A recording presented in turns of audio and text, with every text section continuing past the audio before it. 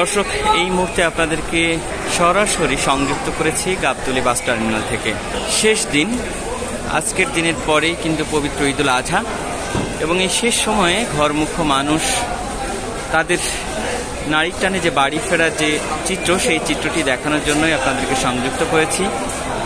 গাবতলী বাস টার্মিনালে আমরা দেখছি সকাল থেকেই যাত্রীদের আনাগোনা অনেক অংশেই বেড়েছে, এবং শেষ সময়ে বিভিন্ন কাউন্টারগুলো তারা যাত্রীদেরকে ডাকছেন, যেমনি যাত্রীরাও কিন্তু ঠিক কাউন্টারের সামনে এসে ভিড় জমাচ্ছেন, এই চিত্র আমরা দেখছি। পাশাপাশি আপনাদেরকে জানাতে চাই যে সকালবেলার যে বাসগুলো গাবতলী থেকে দূরপাল্লার বাসগুলো ছিল, সেই বাসগুলো কিন্তু ছেড়ে গিয়েছে গাবতলী থেকে।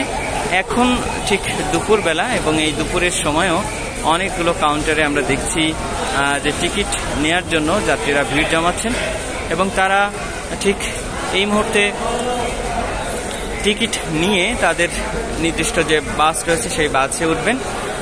পাশাপাশি আমরা কাউন্টারগুলোর সাথে কথা বলেছি, এবং এখানে যারা টিকিটের দায়িত্বে রয়েছেন তারা বলছেন যে যাত্রীদের যে একটি চাপ, সেই চাপটি কিন্তু তারা দেখতে পাচ্ছেন। সকালবেলা যাত্রীদের চাপ একটু বেশি ছিল, এই মুহূর্তে দুপুরবেলা এখন কিন্তু যাত্রীদের অতটা বেশি চাপ নেই।